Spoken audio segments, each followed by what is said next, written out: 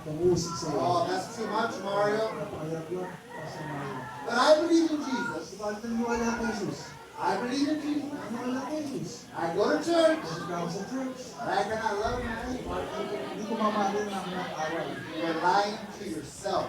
Away, is na malusin sa sarili.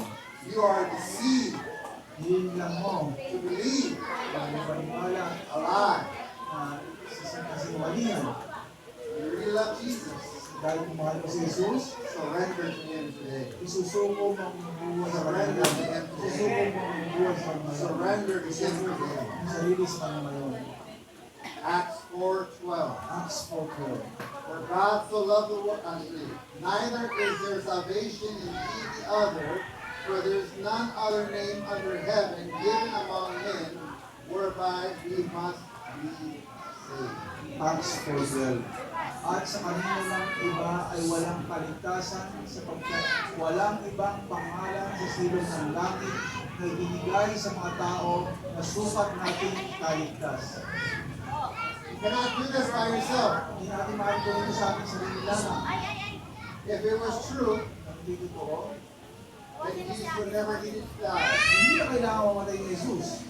He did die for our sins. Subalit siya namatay para sa ating He kasalanan. did die for our sins. Namatay para sa ating kasalanan. Thank God Jesus did not stay dead. Salamat sa Diyos dahil si Jesus ay dinalgiling pa tayo. He rose on the third day. Siya ay nabuhay muli sa ikatlong araw. He obtained eternal redemption for us, Kaya kanyang ligtas that we may be forgiven upang tayo ay mapatawad of our sins. sa ating mga kasalanan. Jesus is able Si to Jesus save you ay ligtas tayo, kaya ligtas tayo from your sins. sa ating mga kasalanan, sa ating mga pagkakasala. You must believe Dapat tayo maniwala the love that God has for you.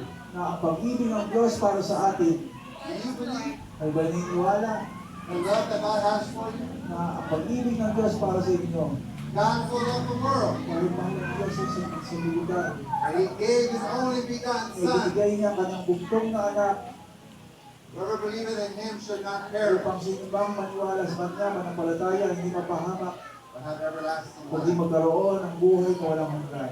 It's time to accept His love. Panahon na para tanggapin natin ang kanyang It's pag-ibig. time to accept Jesus.